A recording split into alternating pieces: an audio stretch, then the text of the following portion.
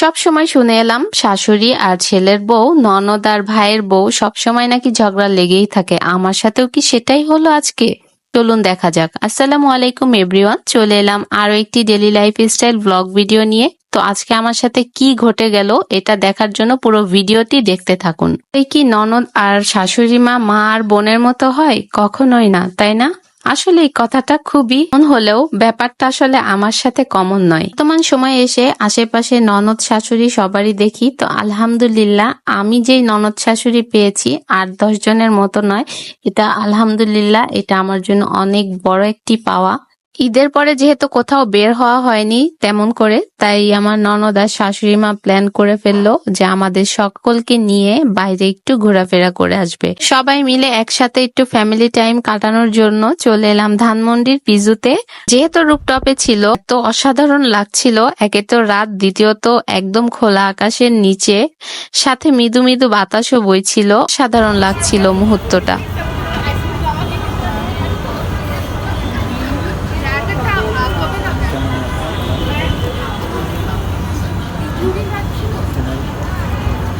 যারা জয়েন্ট ফ্যামিলিতে থাকে তারাই বুঝবে একসাথে ঘোরাফেরা, খাওয়া দাওয়া করার আনন্দ কতটুকু। তো আলহামদুলিল্লাহ আমরা সবাই তো একসাথেই সব সময় খাওয়া দাওয়া, ঘোরাফেরা যাই করি না কেন একসাথেই করি। তো এই মোমেন্ট গুলো আমরা খুব বেশি এনজয় করি। এখানে আমরা ওয়েট করতে করতে ওয়েটার অলরেডি চলে এসেছে। তো এখানে সিনান তো কত এক্সাইটেড, ঘুরতে এসেছে। আসলে বাসা থেকে তেমন বের হওয়া হয় না, যার কারণে যখনই বের হই সিনান সব থেকে বেশি খুশি হয় আর ও খুব বেশি এক্সাইটেড থাকে। আমরা ওখানে ওয়েট করতে করতে দেখছিলাম পাশেই একটা বাচ্চার বার্থডে পার্টি ছিল, তো ওখানে সব অ্যারেঞ্জমেন্ট চলছিল। আর এইদিকে তো আমরা আমাদের মতো করে ছবি তোলায় সবাই ব্যস্ত হয়ে পড়ি। যেহেতু এখনো খাবার আসেনি টেবিলে, খাবার আসতে আসতে একটু লেট হবে, সেই সময়টাতে আমরা ফ্যামিলির সবাই মিলে যে যার মতো করে এখানে সেলফি নিচ্ছি, ভিডিও করছি, ছবি তুলছি। অনেকদিন পরে এভাবে আমরা সবাই একসাথে বের হলাম, তাই অনেক বেশি ভালো লাগা কাজ করছিল। তো অলরেডি খাবার এখানে চলে এসেছে। ভিডিও শুরুতে বলেছিলাম ননদ বোনের মতো আর শাশুড়ি মায়ের মতো হয় না কখনো, কিন্তু হ্যাঁ এটা অবশ্যই হয় যদি আপনি তাদের সাথে মানিয়ে চলতে পারেন। যখন আপনি একটা মানুষকে দিনের পর দিন ভালোবেসে যাবেন, তাদের সাথে মানিয়ে চলতে শিখবেন, তখন দেখবেন একটা সময় তারা আপনাকে ভালোবাসবেই বাসবে আর তারাও আপনাকে আপন মনে করতে বাধ্য হবে। সংসার জীবনে আমাদের অনেক কিছু স্যাক্রিফাইস করতে হবে, না হলে সংসারটা সুন্দর ফুলের বাগানের মতো সাজানো কখনোই পসিবল হবে না। মা যেমন আমাদের ভুল ত্রুটি দেখলে আমাদের বকবে, আবার আদর করবে, শাশুড়িরাও কিন্তু ঠিক তাই। কিন্তু আমরা মেয়েরা শাশুড়িরা সামান্য কিছু বললেও সেটাকে অনেক বড় ইস্যু করে মনোমালিন্য সৃষ্টি করি, যার ফলে অধিকাংশ ফ্যামিলিতে অশান্তি, অভিযোগ লেগে থাকতে দেখা যায়। সংসার জীবনে সবারই কিছু না কিছু নিয়ে মনোমালিন্য হবে, এটাই স্বাভাবিক। কিন্তু সেটাকে বড় ধরনের ইস্যু তৈরি করে সংসারের বিচ্ছেদ ঘটানো, এটা অনেক বড় বোকামি।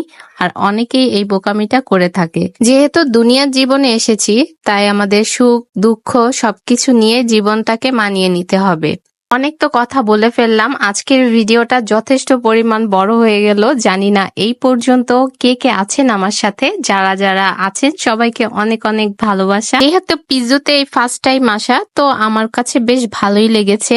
আপনাদের কাছে কেমন লাগলো প্লেসটা অবশ্যই জানাবেন কমেন্ট বক্সে। আমার ছেলেটাও খুব বেশি মজা করছিল তার দাদুর সাথে ওখানে বসে বসে, আর আমরা এখানে সবাই মিলে কিছু ছবি তোলার জন্য চলে এসেছিলাম।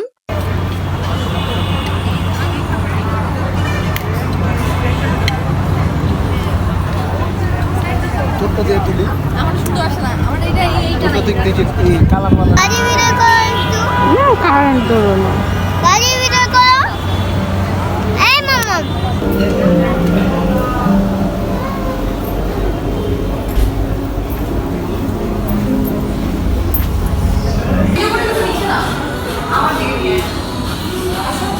দেখতে দেখতে ভিডিওর একদম লাস্ট পর্যায়ে চলে এসেছি। যারা যারা শেষ পর্যন্ত ছিলেন সবাইকে অসংখ্য ধন্যবাদ। যারা ফেসবুক থেকে দেখছেন অবশ্যই ফলো করে পাশে থাকবেন, আর যারা ইউটিউব থেকে দেখছেন সাবস্ক্রাইব করতে একদম ভুলবেন না।